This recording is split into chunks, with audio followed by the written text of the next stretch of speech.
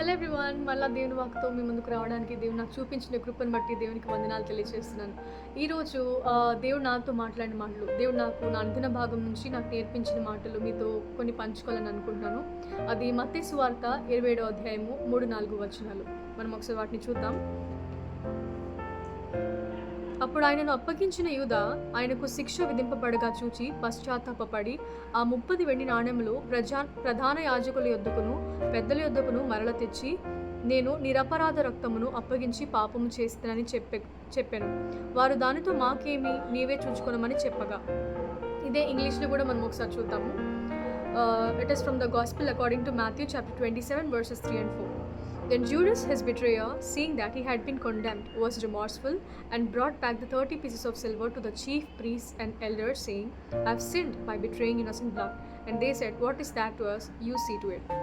So ఈ context అంతా మనకు తెలుసు కదా. ఎక్కడైతే యేసు ప్రభువారిని ఇస్కరియోతు యూదా 30 వెండి నాణాలకు అమ్మేస్తాడో, అప్పుడు యేసు ప్రభువారి యొక్క శ్రమ చూసి వాళ్ళు తీసుకున్న తీర్మానం, యేసుని క్రూసిఫై చేయాలన్న తీర్మానం విని ఆ బాధను చూసి, అయ్యో నేను పాపం చేశానే అన్న ఫీలింగ్ కలిగి ఆ 30 వెండి నాణాలు వారికి తిరిగి ఇచ్చేస్తాడు కదా. ఇది కాంటెక్స్ట్ మనకు తెలుసు. సో ఇది నాకు చదివిన వెంటనే ఏం జ్ఞాపకం వచ్చింది అంటే, యేసు ప్రభువారి ఆ శ్రమను చూసినప్పుడు తనకి కొంచెం అవేర్నెస్ కలిగింది కదా, నేనే పాపం చేశాను అన్న ఫీలింగ్ తనకు కలిగింది. అయితే ఆ వెండి నాణాలు కూడా తిరిగి ఇచ్చేస్తే నాకు అనిపించింది, అయితే యేసు ప్రభువారు అంటే తనకి చంపాలన్నంత కోపం అయితే లేదు అని నాకు అనిపించింది. అంటే పరిసయ్యులు సద్దుకేయులకి ఎటువంటి కోపం ఉంది యేసు ప్రభువారి పట్ల, చంపాలన్నంత కోపం, అటువంటి కోపం అయితే లేదనిపించింది. అంటే పరిసయ్యులు సద్దుకేయులు అలాగే ప్రధాన యాజకులు పెద్దలు వారు వారికి యేసు ప్రభువారిని చంపాలన్నంత కోపం అయితే ఉంది కదా. ఎందుకంటే యేసు ప్రభువారు ఎర్త్లీ మినిస్ట్రీ చేస్తూ ఉన్నప్పుడు ఆయన అనేక మందిని స్వస్థపరచడము, అది కూడా సబ్బాతు దినమున స్వస్థపరచడము, పాపములు క్షమించడము, అలాగే నేనే సన్ ఆఫ్ గాడ్ అని క్లెయిమ్ చేయడము, అలాగే అనేకమైన కార్యాలు యేసు ప్రభువారు చేసినవి వారికి దైవదూషణగా అనిపించి వారు ఎప్పుడు యేసు ప్రభువారు కనబడతారా, ఎప్పుడు చంపేద్దామా అని వారు వెతుకుతూ ఉన్నారు కదా. జనసమూహం ఎప్పుడు ఆయన చుట్టూ ఉండడాన్ని బట్టి వారు వెనుకడిగేశారు. కానీ లేకపోతే ఒంటరిగా ఉంటే, లేకపోతే ఎప్పుడు చంపుదామా, ఆయన చేసిన కార్యాలకి వారి కోపం వచ్చి they sat to kill Jesus కదా. సో అటువంటి కోపం అయితే ఇస్కరియోతు యూదాకి యేసు ప్రభువారి పట్ల లేదని నేను అనుకుంటున్నాను. సో ఇది ఇంకో ఫ్యాక్టర్ ఏదో జూడస్ని యేసు ప్రభువారిని నమ్మేలా చేసింది ఏంటనేది మనకు క్లారిటీగా తెలుసు. తనకి దురాశ ఉంది, ధనం మీద ఆశ ఉంది కదా. సో ఈ ధనం మీద ఆశ కాకుండా ఇంకేమైనా ఫ్యాక్టర్స్ యేసు ప్రభువారిని అమ్మడానికి ఏమైనా ఉన్నాయా, జీసస్కి మధ్య హేట్ ఉందా, ఏమైనా ఫ్యాక్టర్స్ ఉన్నాయా అని నేను ఆలోచన చేసి నాకు అలా తలంపు వచ్చింది. సో నేను బ్రౌజ్ చేస్తే 3 మెయిన్ థింగ్స్ నాకు వారు చూపించారు. ఏంటంటే ఫస్ట్ థింగ్ ఏంటంటే స్పిరిచువల్ ఎపాథీ, అంటే ఆధ్యాత్మిక నిర్లిప్తత లేదా ఆధ్యాత్మిక జీవితంలో అలసత్వం కలిగి ఉండటం. రెండోది డిస్ఇల్యూజన్మెంట్, అంటే భ్రమ ఏదైతే ఉంటుందో ఆ భ్రమను తొలగించడం. మూడోది గ్రీడ్, అంటే దురాశ. సో ఈ ఫస్ట్ 2 థింగ్స్ ఏవైతే ఉన్నాయో, ఆధ్యాత్మిక నిర్లిప్తత అలాగే డిస్ఇల్యూషన్మెంట్ అంటే భ్రమను తొలగించడం, ఈ రెండింటికి వాక్య సంబంధమైన ఆధారాలు అయితే క్లారిటీగా లేవు. బైబిల్లో క్లియర్ కట్గా లేదు. కానీ థర్డ్ది మాత్రం, గ్రీడ్ మాత్రం చాలా క్లియర్గా సువార్తలో మనం చూస్తాము. సో ఏదైతే బైబిల్లో క్లియర్గా రాయబడి ఉందో, ఎవిడెంట్గా ఉందో, దాన్ని మాత్రమే నేను మీతో చెప్పాలనుకుంటున్నాను. ఫస్ట్ 2 థింగ్స్ అయితే బైబిల్లో లేదు కాబట్టి హిస్టారియన్స్, బైబిల్ ఇంటర్ప్రిటర్స్ చెప్పారు కాబట్టి ఓకే, నేను దాన్ని చూశాను, అది కూడా మీతో కొంచెం లిటిల్ ఇన్ఫర్మేషన్ పంచుకుందామని అనుకుంటున్నాను. So the first one is spiritual apathy, అంటే ఆధ్యాత్మిక నిర్లిప్తత, అంటే ఆధ్యాత్మిక జీవితంలో అలసత్వం కలిగి ఉండటము. దేవుని దగ్గరే ఉండి, యేసు ప్రభువారి దగ్గరే ఉండి, ఆయన శిష్యుల్లో ఒక శిష్యుడిగా ఉండి యేసు ప్రభువారి బోధలు ఎన్నో విన్నప్పటికీ కూడా తన దృష్టి అంతా కూడా ఇహ సంబంధమైన వాటి మీదే, ధనం మీద ఉండడాన్ని బట్టి యేసు ప్రభువారిని లోక సంబంధం విషయాలు అమ్మేశాడు, తను బిట్రే చేశాడు అన్న ఒక కారణం వారు చెప్పుకొచ్చారు. అలాగే రెండోది డిస్ఇల్యూషన్మెంట్, అంటే భ్రమను తొలగించడం. దాని అర్థం ఏంటంటే అపోహలు ఏవైతే ఉన్నాయో అవి విడిచిపెట్టి వాస్తవాన్ని గ్రహించడం దాని అర్థము. దాన్ని ఇంకా క్లారిటీగా మీతో చెప్పాలంటే, ఒక వ్యక్తి ఇంకొక వ్యక్తి మీద ఆశ పెట్టుకున్నప్పుడు ఆ ఆశకు వ్యతిరేకంగా ఆ వ్యక్తి నుంచి ఒక వాస్తవాన్ని ఈ వ్యక్తి గ్రహించినప్పుడు దానివల్ల కలిగే ఆ డిసప్పాయింట్మెంట్ ఏదైతే ఉంటుందో, అంటే తిని పెట్టుకున్న హోప్స్ అన్నీ కూడా దానికి వ్యతిరేకంగా జరగడాన్ని బట్టి, వాస్తవాన్ని గ్రహించడాన్ని బట్టి ఆ హోప్స్ అన్నీ పోతాయి కదా, ఆలోచన అంతా కూడా, ఆ ఊహలు ఏదైతే ఉందో అదంతా తొలగిపోతుంది. సో దాన్ని ఆ డిసప్పాయింట్మెంట్ ఫీలింగ్నే డిసల్యూజన్మెంట్ అంటారంట. సో భ్రమ తొలగించబడ్డం, అపోహను వీడి వాస్తవాన్ని గ్రహించటము. సో జూడస్కి జీసస్కి మధ్యన ఈ డిసల్యూషన్మెంట్ ఎట్లా జరిగింది అని నేను అది కూడా చూసాను. అయితే అది కూడా చిన్న ఇన్ఫర్మేషన్ మీతో చెప్తాను. 1st century జూడియన్స్ అంటే 1వ శతాబ్దపు యూదులు రోమన్స్ పరిపాలన కింద ఉండేవారు కదా. వారు చాలా హింసను ఉండేవారంట, అంటే అప్రెస్ చేయబడేవారంట రోమన్స్ కింద. సో అప్పుడు ఆ రోమన్స్ పరిపాలన వారికి నచ్చక, అప్రెషన్ తట్టుకోలేక వారు మెస్సయ్య వస్తాడు, ఆయన మనల్ని సేవ్ చేస్తాడు, ఈ రోమా సామ్రాజ్యాన్ని ఓవర్త్రో చేసేలా చేస్తాడు, అంటే పడగొట్టేలా చేస్తాడు అని వారు ఎక్స్పెక్టేషన్స్ కలిగి ఉన్నారంట ఆ యూదులందరూ కూడా. అందులో యూదా కూడా ఒక భాగమేంట, ఇస్కరియోతు యూదా కూడా అందులో ఉన్నవాడే అంట. సో వారి ఎక్స్పెక్టేషన్స్ ఎట్లా ఉన్నాయంటే మెస్సయ్య వస్తాడు, ఆయన దావీదు వంశావళిలో నుండి, అంటే డేవిడ్ లినియేజ్లో నుండి వస్తాడు, ఆయన ఈ మెస్సయ్య పొలిటికల్ ఫిగర్ లాగా. వారి పర్స్పెక్టివ్ అంతా మెస్సయ్యది ఎలా ఉందంటే, ఒక పొలిటికల్ ఫిగర్ ఎట్లయితే ఉంటుందో, ఒక వైలెంట్ కింగ్ ఎట్లా ఉంటాడో అట్లా వచ్చి ఈ ఇజ్రాయెల్ ప్రజలు ఎక్కడెక్కడైతే స్కాటర్ అయిపోయారో ఆ 12 ట్రైబ్స్, అంటే ఆ 12 గోత్రాలను కూడా చెదరిపోయిన వారందరినీ ఒక చోట తీసుకొచ్చి చేర్చి ఒక సావరెన్ కంట్రీ లాగా పరిపాలన చేసేటట్టుగా ఆయన చేస్తారు అన్న ఉద్దేశం, అంటే ఈ రోమా సామ్రాజ్యాన్ని పడగొడతాడు అన్న ఉద్దేశం వారు కలిగినారు. అటువంటి పర్స్పెక్టివ్ వారికి ఉందన్నమాట. మెస్సయ్య అంటే వచ్చి ఇలా వారికి విడుదల దయచేస్తారు, ఈ రోమా సామ్రాజ్య పరిపాలన నుంచి విడుదల పొందుకుంటారు అన్న ఉద్దేశం వారికి ఉంది. సో యేసు ప్రభు వారు మెస్సయ్యగా ఇక్కడికి వచ్చినప్పుడు ఎట్లా చేశారు? ఆయన పరిచర్య, ప్రేమ, శాంతి, సమాధానాలు ప్రకటించారు. అలాగే ఒక చెంప మీద కొడితే ఇంకో చెంప చూపించమని చెప్పారు. అలాగే సేవ చేయాలి, పరిచర్య చేయాలి, ప్రేమించాలి.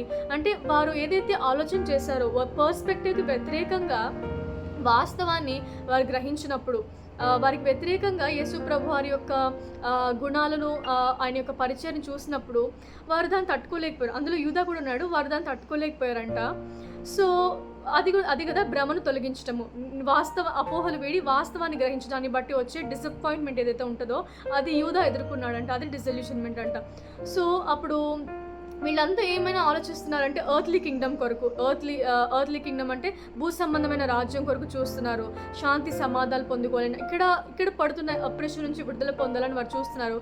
కానీ జీసస్ పర్స్పెక్టివ్ అంతా కూడా ఏంటంటే స్పిరిచువల్ అండ్ ఎటర్నల్ కింగ్డమ్ కొరకు, అంటే ఆత్మ సంబంధమైన అలాగే శాశ్వతమైన రాజ్యము కొరకు మాత్రమే ఆయన ఆలోచన చేశారు. కాబట్టి రోమా సైన్యానికి కానీ వ్యతిరేకంగా ఏమీ చేయలేదు కదా. మనము ఒక ఎగ్జాంపుల్ కూడా చూడొచ్చు. బైబిల్ ఏంటంటే యేసు ప్రభు వారి దగ్గరికి వచ్చి ఆయన పరీక్షించాలని కొంతమంది ఒక కాయిన్ తీసుకొచ్చి ట్యాక్స్ కట్టాలన్నప్పుడు ఈ కాయిన్ తీసుకొచ్చి ఇది ఎవరికి చెందింది అని అంటే ఆ ఇన్స్క్రిప్షన్ని చూసి యేసు ప్రభు వారి ఆలోచనలు ఎరిగి ఇది ఎవరి ఇన్స్క్రిప్షన్ ఉందని చెప్తారు. అయితే సీజర్ ఉందని చెప్తాడు. అయితే సీజర్ది అయితే అది సీజర్కి ఇవ్వండి, అది దేవుని రాజ్య సంబంధం అయితే దేవునికి ఇవ్వండి అని చెప్పి యేసు ప్రభు వారు చెప్తారు. అంటే వాళ్ళు గొడవ రేపాలని చూసినప్పటికీ కూడా యేసు ప్రభు వారు శాంతిని, సమాధానాన్ని మాత్రమే ప్రకటించుకుంటూ వచ్చారు కదా. సో ఇక్కడ జూడస్ పర్స్పెక్టివ్ అంతా కూడా వైలెంట్గా ఉండాలి, లేకపోతే పొలిటికల్గా ఉండాలి, ఈ రోమా సామ్రాజ్యాన్ని నాశనం చేయాలి, ఓవర్త్రో చేయాలన్నట్టుగా చూసారు. కానీ జీసస్ పర్స్పెక్టివ్ ఎప్పుడూ కూడా పరసంబంధమైనది, శాశ్వతమైన రాజ్యం కొరకే ఉంది కనుక ఆయన శాంతి సమాధానం ప్రకటించుకుంటూ వచ్చారు. సో వారు ఊహించిన దానికి వ్యతిరేకంగా జరగడాన్ని బట్టి వారు చాలా డిసప్పాయింట్ అయ్యారు. సో అది జూడస్ తట్టుకోలేక ఒకవేళ జీసస్ని రోమా సైన్యానికి అప్పగిస్తే అక్కడైనా రివోల్ట్ చేస్తారేమో, అక్కడైనా వ్యతిరేకంగా వారికి ఉండి అప్పగించడాన్ని బట్టి వారికి వ్యతిరేకంగా ఉండి ఈ రోమా సామ్రాజ్యానికి వ్యతిరేకంగా పోరాడతారేమో అన్న ఒక ఉద్దేశాన్ని బట్టి అప్పగించాడు. కానీ యేసు ప్రభుని చంపాలి అన్న ఉద్దేశం అయితే యూదాకి లేదంట. సో ఇది వారు చెప్పారు, ఇది హిస్టారియన్స్ అలాగే బైబిల్ ఇంటర్ప్రిటర్స్ చెప్పారు. ఇది ఎంతవరకు కరెక్ట్ అనేది కూడా నాకు తెలీదు. But I'm not going with this to ఈ స్పిరిచువల్ అపాథీతో కానీ డిసల్యూషన్మెంట్తో కానీ నేను వెళ్ళట్లేదు. కానీ మూడోది గ్రీడ్, వాక్య సంబంధమైన ఆధారాలు ఉన్న గ్రీడ్ అంటే దురాశ, తనకున్న ధనాశ మీదే అనేక వాక్యాలు ఉన్నాయి కాబట్టి దాంతో నేను వెళ్తున్నాను. So the third point greed. మనకు తెలుసు కదా యూదా ఇస్కరియోతికి ఎటువంటి ధనాశ ఉందో. నేను ఈ అధ్యాయం ఏదైతే చదివానో ఆ చదివిన కొన్ని దినాలకే నేను ఒక యూట్యూబ్ షార్ట్ చూశాను, రీల్లో షార్ట్ నేను చూశాను, అది వీడియో క్లిప్ అనమాట. అదేంటంటే పాపాత్మురాలైన స్త్రీ ఎప్పుడైతే వచ్చి యేసు ప్రభుని అనాయింట్ చేస్తుందో ఫ్రేగ్రెంట్ ఆయిల్తో, అది ద చోజన్ అనే మూవీలోనిదనమాట ఆ క్లిప్. సో ఎప్పుడైతే తను అభిషేకిస్తుందో యేసు ప్రభుని, అప్పుడు ఇస్కరియోతు యూదా ఎవరైతే ఆ రోల్ ప్లే చేస్తారో అక్కడ ఆ మూవీలో ఏం చేస్తారంటే తను ఆ ఫ్లాస్క్ దగ్గరకు వచ్చి ఆ ఫ్లాస్క్ని పరిశీలిస్తాడు. అంటే ఇది ప్యూరా కాదన్నట్లుగా చూసి హిల్సే it is a pure spikenard fragrant oil, ఇది చాలా కాస్ట్లీ అని. అలాగే అక్కడ కళ్ళు అక్కడ స్పార్క్ అయిపోతాయి, అంటే వెలిగిపోతాయి, చాలా ఎన్లైట్ అయిపోతాయి. అప్పుడు నాకు అర్థమైంది ఎటువంటి ధనాశ తను కలిగి ఉన్నాడని. అక్కడున్న కొంతమందికంట ఇలా చేస్తున్నప్పుడు ఆమె చాలా కోపం వచ్చిందంట. అందులో అందరి పేర్లు రాయలేదు, కానీ 3 సువార్తల్లో చాలా చక్కగా యేసుప్రభు శిష్యుడైన ఇస్కరియోతు యూదా పేరు మాత్రం రాయబడింది. అంటే దాన్ని బట్టి మనం అర్థం చేసుకోవచ్చు ఎటువంటి ధనాశ తను కలిగి ఉన్నాడు. తను ఏమంటాడంటే అక్కడున్న కొంతమంది కూడా తనతో పాటు 300 దేనార్లు వస్తాయి కదా, ఇది అమ్మితే ఇది ఈ 300 దేనార్లు కూడా పేదవారికి ఇవ్వచ్చు కదా, హెల్ప్ చేయొచ్చు కదా అన్నట్లుగా తను చెప్తే, నిజంగా తనకి ఆ పర్స్పెక్టివ్ ఉందా, ఆ ఆలోచన ఉందా, పేదల పట్ల ఆ కన్సర్న్ ఉందా అంటే కాదంట. యోహాను సువార్త 12వ అధ్యాయం 6వ వచనం మనం చూద్దాము. 5, 6 మనం చూద్దాము. 4, 5 లెటర్ సి. ఆయన శిష్యులలో ఒకడు అనగా ఆయనను అప్పగింపనయున్న ఇస్కరియోతు యూదా, ఈ అత్తరెందుకు 300 దేనారములకు అమ్మి బీదలకు ఇయ్యలేదా నేను? వాడిలాగు చెప్పినది బీదల మీద శ్రద్ధ కలిగి కాదు, కానీ వాడు దొంగయుండి తన దగ్గర డబ్బు సంచి ఉండినందున అందులో వేయబడినది దొంగిలించుచూ వచ్చెను గనుక అలాగు చెప్పెను. అంటే ఇక్కడ తనకి నిజంగా కన్సర్న్ ఉండి కాదంట, తన దగ్గర డబ్బు సంచి ఉంటుందంట. ఆ డబ్బు సంచిని లోంచి కొంచెం తీసుకొని తన పర్సనల్ యూజ్కి వాడుకుంటాడంట. సో దాన్ని బట్టి అర్థం చేసుకోవచ్చు. పైగా అక్కడ దొంగ అని రాయబడింది. సో తన స్వభావం ఏంటి, తనకి ఎటువంటి ఆశ అనేది మనకు అర్థమవుతుంది. ధనం మీద వ్యామోహము, ఆశ ఎక్కువ. So coming back to the point, నేనేం చెప్పాను, అది యేసుప్రభు యొక్క శ్రమ చూసి యూదా పాపం చేసిన ఫీలింగ్ కలిగినప్పుడు యేసుప్రభుకి పరిసేలు సద్దుకేలంత కోపం, యేసుప్రభు మీద యూదాకి పరిసేలు సద్దుకేలంత కోపం లేదు, కానీ చంపాలన్నంత కోపం లేదు, కానీ వేరే ఫ్యాక్టర్ ఏదో తన్ని అలా అమ్మేలా చేసిందని చెప్పాను. అదే దురాశ, ధనం మీద తనకున్న వ్యామోహము కదా. సో బై దిస్ మనం అర్థం చేసుకోవచ్చు ఏంటంటే, it is not his hate towards Jesus Christ, but it is his love for money that betrayed Jesus. అంటే తెలుగులో తనకి యేసుప్రభు మీద ఉన్న కోపము, ద్వేషము కాదు, కానీ తనకి ధనం మీద ఎక్కువ ప్రేమ, వ్యామోహం ఉండడాన్ని బట్టి యేసుప్రభుని తను మోసం చేశాడు. సో మనం కూడా ప్రశ్న చేసుకోవాలి, మనం యేసుప్రభు అంటే కోపం లేదంటాం, ఆయన ద్వేషించలేదంటాము, ఆయన పట్ల మనకి వ్యతిరేకంగా ఏమీ లేదంటాం, కానీ మనం కూడా అట్లున్నామా? అంటే వేరే దానికి ప్రయారిటీ ఇచ్చేవారు ఉన్నామా? లైక్ వేరే దానికి ప్రయారిటీ అంటే టాప్ ప్రయారిటీలో జూడస్కి ఏముంది? ధనం ఉంది. అలా మనకేమన్నా ఉందా? ఆయన అంటే ఇష్టం అని చెప్తాము, ఏమీ లేదని చెప్తాము, హేట్ చేయమని చెప్తాము, అన్నీ కరెక్ట్గానే చేస్తున్నామంటాం, కానీ మన ప్రయారిటీస్కి వచ్చేపాటికి మనం ఎటువంటి ప్రయారిటీ జీసస్కి ఇస్తున్నాం అనేది మనం ప్రశ్న చేసుకోవాలి మనం. సో ఇంకొకటి ఏంటంటే, నేను చదివేటప్పుడు ఈ 30 వెండి నాణాలను ఉంది కదా, 30 pieces of silver, దీని గురించి కూడా నేను చదువుతున్నప్పుడు I have got to know another thing. ఇంకొకటి నేను తెలుసుకున్నాను ఏంటంటే, ఈ 30 వెండి నాణాలు యూదా ఏదైతే పొందుకున్నాడో జీసస్ నమ్మేయడాన్ని బట్టి, అది చాలా గొప్పదనమా అంటే కాదంట. అది చాలా గొప్పదనం కాదంట, చాలా అంటే చాలా తక్కువ ధనం అంట. ఈ 30 వెండి నాణాల కొరకు అది ఎటువంటి వాల్యూ కలిగిందని మనం చూడాలంటే జకర్యా గ్రంథంలో ఉంటుంది, అలాగే ఎక్సోడస్లో కూడా ఉంటుంది. So if I have to say about Zechariah 2, అది చాలా లెందీ వీడియో అయిపోతుంది, కాబట్టి ఈ కాంటెక్స్ట్ మీకు అర్థమయ్యేట్టుగా చిన్నగా చెప్పాలంటే ఎక్సోడస్ మనం చూద్దాం. అంటే నిర్గమాకాండంలో చూద్దాము. నిర్గమాకాండము 21వ అధ్యాయము 32వ వచనం మనం చూద్దాం. ఆ ఎద్దు దాసునినైనను దాసీనైనను పొడిచిన ఎడల వారి యజమానునికి 30 తులముల వెండి చెల్లింపవలెను, మరియు ఆ ఎద్దును రాళ్లతో చావగొట్టవలెను. సో ఈ కాంటెక్స్ట్ ఏంటంటే, ఈ వర్స్ యొక్క కాంటెక్స్ట్ ఏంటంటే, ఫర్ ఎగ్జాంపుల్ ఇక్కడ 2 మాస్టర్స్ ఉన్నారనుకోండి. ఒక మాస్టర్కి ఎద్దు ఉంది, అంటే ఆక్స్ ఉంది. రెండో మాస్టర్కి ఫీమేల్ కానీ మేల్ సర్వెంట్ కానీ ఉన్నారు, అంటే దాసుడైనా దాసి అయినా ఉన్నారనుకోండి. ఈ మాస్టర్ యొక్క ఆక్స్ ఈ మాస్టర్ యొక్క ఫీమేల్ కానీ మేల్ కానీ సర్వెంట్ని, అంటే దాసుడైనా దాసినైనా పొడిచి చంపేస్తే కాంపెన్సేట్ చేయాలి కదా. ఈ వీరి వల్లే వీరు సర్వెంట్ చనిపోయాడు కాబట్టి, లేదా చనిపోయింది కాబట్టి కాంపెన్సేషన్ జరగాలి. సో ఈ కాంపెన్సేషన్ అంటే ఆ యొక్క స్లేవ్ యొక్క వెల, ఆ స్లేవ్ యొక్క డెత్కి ఎటువంటి వెల కట్టారంటే 30 వెండి నాణాలు కట్టారు. సో మనం అర్థం చేసుకోవచ్చు ఎటువంటి లీస్ట్ మనీ, అది చాలా అంటే చాలా తక్కువ మనీ. అంటే ఒక స్లేవ్, ఒక బానిసకి ఇచ్చిన వెల, ఒక దాసుడికి ఇచ్చిన వెల యేసు ప్రభువారికి ఇచ్చారు వాళ్ళు. సో ఆ కొద్దిదనానికే యూదా ఇస్కరియోతు ఆశపడ్డాడంట. అంటే లిటిల్ ప్లెజర్ కదా, అది ఆ ధనం అంటే తనకి చాలా ఇష్టం కాబట్టి ఆ కొంచెం ధనం తనకి ప్లెజర్ ఇస్తుందని యేసు ప్రభువారిని అమ్మేశాడు. సో మనం కూడా ఇక్కడ ప్రశ్న చేసుకోవాలి, మనం చిన్న చిన్న జాయ్స్కి, అంటే చిన్న చిన్న టెంపరల్ ప్రెషర్స్కి, అలాగే టెంపరల్ జాయ్కి, మొమెంటరీ జాయ్కి యేసు ప్రభువారిని అమ్మేసేవారు ఉన్నామా? He traded Jesus for the little amount of pleasure that he gets through the silver pieces, 30 silver pieces. మనం అట్లున్నామా? మనం కూడా యేసు ప్రభువుని అలా ట్రేడ్ చేసేవారు ఉన్నామా? అంటే దైవ సంబంధమైన విషయాల్లో కాంప్రమైజ్ అయిపోయేవారు ఉన్నామా? చిన్న చిన్న ఆనందాలకే, అది దైవ సన్నిధి విషయంలోనేనైనా లేకపోతే ఇంకా ఏమైనప్పటికీ గాడ్లీ స్టాండర్డ్స్లో మనం కాంప్రమైజ్ అయిపోయేవారు ఉన్నామా?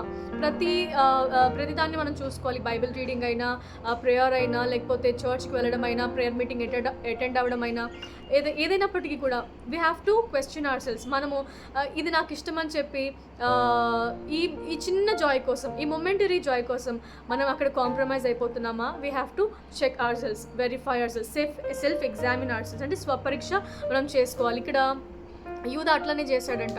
కొంచెం ధనం కొరకు, అది పెద్ద గొప్పదనమా? చాలా చాలా అంటే చాలా గొప్పదనమా అంటే కాదంట, చాలా అంటే చాలా తక్కువ ధనం అంట. ఆ తక్కువ ధనం కోసం యేసు ప్రభువుని నమ్మేశాడంట. మనం కూడా అలా ప్రశ్న చేసుకోవాలి. మనం ఆ చిన్న చిన్న ఆనందాలకి గాడ్లీ స్టాండర్డ్స్ కాంప్రమైజ్ అయిపోయేవారు ఉన్నామా లేవా? దైవ సంబంధమైన విషయాల్లో మనము రాజీ పడేవారు ఉన్నామా లేమా అనేది మనము ప్రశ్న చేసుకోవాలి. So this is my first point. ఏంటంటే మనం ఎవరికి ప్రయారిటీ ఇస్తున్నాం, లేదా to whom are we giving a first priority, మొదటి స్థానము మనం ఎవరికి ఇస్తూ ఉన్నాము. సో ద సెకండ్ పాయింట్ ఏంటంటే, ఈ సెకండ్ పాయింట్ కూడా అసలు ఈ ఫస్ట్ పాయింట్లో ఇంత ఇన్ఫర్మేషన్, అలాగే సెకండ్ పాయింట్లో కూడా చెప్దామన్న ఉద్దేశం అది కాదు. ఇది నేను చదివినప్పుడు ఒక చిన్న షార్ట్ చేద్దామని అనుకున్నాను, కానీ దీన్ని చదివే కొలది దేవుడు నాకు కొన్ని పాఠాలు నేర్పించారు, చాలా కొన్ని మంచి విషయాలు నేర్పించారు. అవి మీతో పంచుకోవాలని అనుకుంటున్నాను.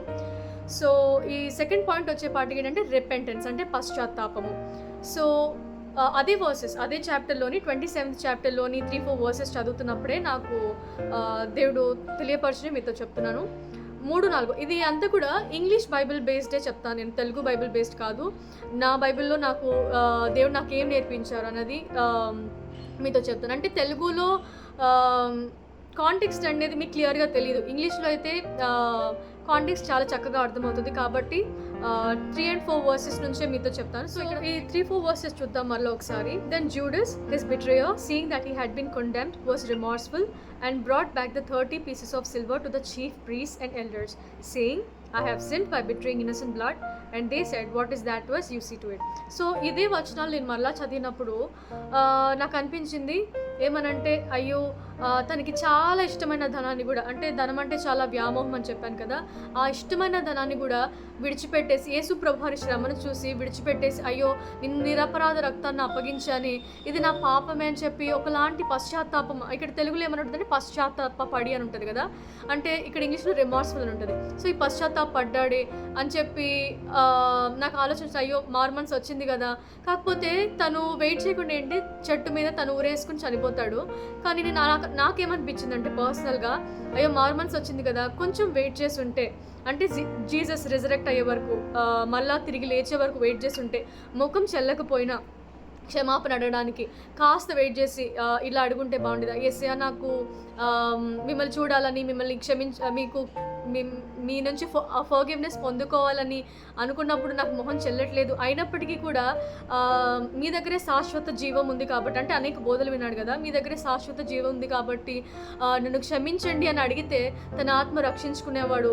తక్కిన శిష్యుల్లాగా తను కూడా సువార్త ప్రకటించేవాడు, తన ఆత్మ రక్షణ పొందుకొని శాశ్వత కాలం జీవించేవాడు అన్న ఒక థాట్ నాకు వచ్చిందనమాట. అంటే ఆ ఆలోచన నాకు కలిగింది. అంటే మారు మనసు పొందుకుని చనిపోకుండా వెయిట్ చేస్తుంటే బాగుండేదే. పేతురులాగా. పేతురు కూడా బొంకాడు కదా! నేను తప్పు చేశానని చెప్పి ఇంకా హీ లైడ్. నేను యేసు ప్రభువుని ఎరగనని చెప్పాడు. అయినప్పటికీ చివరికి క్షమాపణ పొందుకుని సువార్త ప్రకటించాడు. గొప్ప శిష్యుడిగా ఉన్నాడు కదా! అట్లనే జూడస్ కూడా వెయిట్ చేస్తుంటే బాగుండేదే, ఆత్మ రక్షించబడేదే అన్న ఒక థాట్ నాకొచ్చింది. కానీ యేసు ప్రభువారు నాతో ఏం చెప్పారు, లైక్ గాడ్ సెడ్ మళ్ళీ ఒకసారి ఆ వర్స్ని చదువని. సో అలా మళ్ళీ నేను చదివితే థర్డ్ వర్స్ చదివితే అక్కడ ఏముందంటే, then Judas, his betrayer, seeing that he had been condemned, was remorseful and brought back the 30 pieces of silver to the chief priests and elders.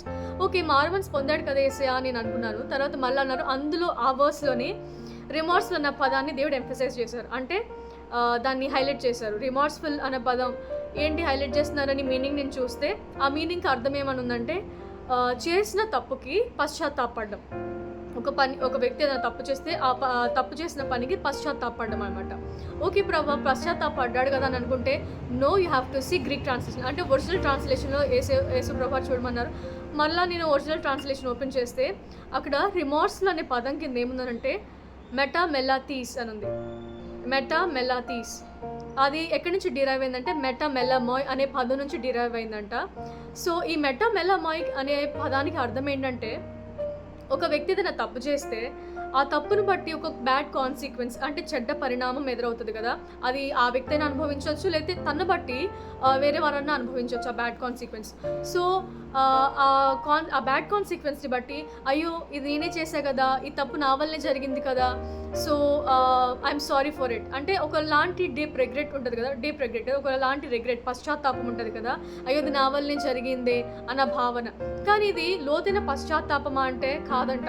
Only shallow అంటే పర్టిక్యులర్ ఆ moment కొరకు మాత్రమే.